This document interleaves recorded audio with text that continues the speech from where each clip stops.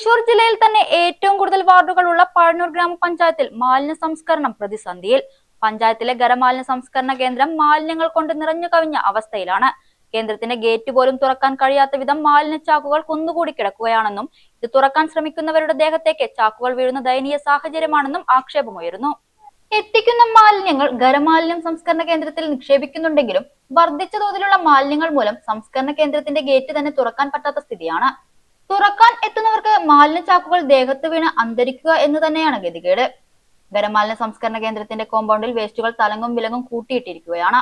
ഇത് നായ്ക്കളും മറ്റും വന്ന് കടിച്ച് വേസ്റ്റുകൾ എല്ലാ ഭാഗത്തേക്കും പരത്തുന്നു.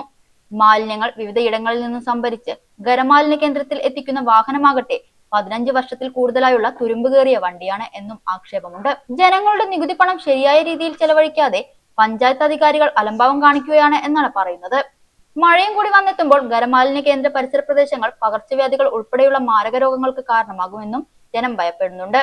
Pazhayannur BJP area president PC Manoj, general secretary R Manikandan, Karshaka Morcha മണ്ഡലം ജനറൽ സെക്രട്ടറി ഗംഗാധരൻ കോടത്തൂർ എന്നിവർ പൊതുജനങ്ങൾ അനുഭവിക്കുന്ന ദുരിതം അറിഞ്ഞിട്ടും കണ്ണടച്ചിരുട്ടാക്കുന്ന അധികാരികൾക്കെതിരെ ആക്ഷേപമുയർത്തി. ഇന്നലെ പെയ്ത മഴയിൽ മാലിന്യ പ്ലാനിലെ ദുരാവസ്ഥ നമ്മളെ ബോധ്യപ്പെടുത്തുകയും അതിൻ്റെ അടിസ്ഥാനത്തിൽ ഞങ്ങൾ ഇവിടെ സന്ദർശിക്കുകയും ചെയ്തപ്പോൾ ഇവിടത്തെ അവസ്ഥ കണ്ട് ഞങ്ങൾ തന്നെ ഞെട്ടിപ്പോയിരിക്കുകയാണ്. എന്തൊരവസ്ഥയാണ് ഇവിടെ! ഈ മാലിന്യം ഇങ്ങനെ കൂമ്പാരമായി കിടന്ന് ഇവിടുത്തെ ജനങ്ങൾ ഈ വെള്ളത്തിലും അതിൻ്റെയുള്ള നായക്കളുടെ ശല്യത്തിലും ഈ ഒരു അവസ്ഥയിൽ ഇവിടുത്തെ ജനങ്ങൾ ബുദ്ധിമുട്ടുമ്പോൾ ഇത് കണ്ടില്ലെന്ന് നടിക്കുന്ന ഒരു ഭരണസമിതി നമ്മുടെ പഞ്ചായത്തിൽ ഭരിച്ചുകൊണ്ടിരിക്കണ്ടേ എന്നറിയുമ്പോൾ വളരെ വേദനാജനകമായ ഒരു അവസ്ഥയിലാണ് ഈ കോടത്തൂര് ജനങ്ങൾ കടന്നു പോകുന്നതെന്ന് ഇവിടെ വന്ന് കണ്ടപ്പോഴാണ് മനസ്സിലായത്. ഈ ഒരു സാഹചര്യം മനസ്സിലാക്കിക്കൊണ്ട് ഇവിടുത്തെ ഓരോ ജനങ്ങളും ഇതിൻ്റെ ബുദ്ധിമുട്ടുകൾ മനസ്സിലാക്കുന്നുണ്ട് എന്ന് ഞങ്ങൾക്ക് വ്യക്തമായതിൻ്റെ അടിസ്ഥാനത്തിലാണ് ഞങ്ങൾ ഈ പ്ലാന്റ് ഇവിടെ സന്ദർശിച്ചത്. ഇവിടെ വന്ന് കണ്ടു കഴിഞ്ഞപ്പോഴാണ് ഇവിടുത്തെ ഉള്ളിൽ കിടക്കുന്ന മാലിന്യങ്ങളെക്കാൾ ഡബിളായിട്ട് പുറത്താണ് മാലിന്യങ്ങൾ കിടക്കുന്നത്. ഇന്നലെ നമ്മുടെ പഞ്ചായത്ത് പ്രസിഡന്റും നമ്മുടെ പഞ്ചായത്തിൻ്റെ വൈസ് പ്രസിഡന്റും ഭരണസമിതിയിലുള്ള വേറെ മെമ്പർമാരും എല്ലാവരും കൂടി പഴയന്നൂര് നമ്മളുടെ ആശുപത്രിയുടെ അവിടെ എന്തോ 4 പ്ലാസ്റ്റിക് കിടക്കുന്നത് കണ്ടപ്പോൾ പോയി അവിടെ നീക്കം ചെയ്തു എന്ന് പറയുന്നത് കേട്ടു. ആ പഞ്ചായത്ത് പ്രസിഡന്റും വൈസ് പ്രസിഡന്റും ഈ കോടത്തൂരിലെ മാലിന്യ പ്ലാന്റ് ഒന്ന് വന്ന് കാണണമെന്നാണ് ഞങ്ങൾക്കിവിടെ പറയാനുള്ളത്.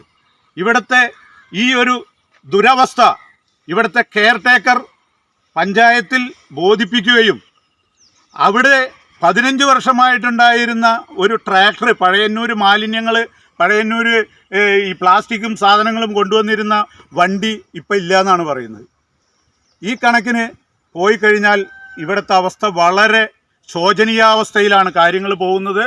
ഇതിന് ശക്തമായ നടപടി പഞ്ചായത്തിൻ്റെ ഭാഗത്തു നിന്ന് ഉണ്ടായിട്ടില്ലെങ്കിൽ ഭാരതീയ ജനതാ പാർട്ടി ഇത് ഏറ്റെടുക്കുകയും ഇതിൻ്റെ സമര പരിപാടികളുമായി മുന്നോട്ട് പോവുകയും ചെയ്യും.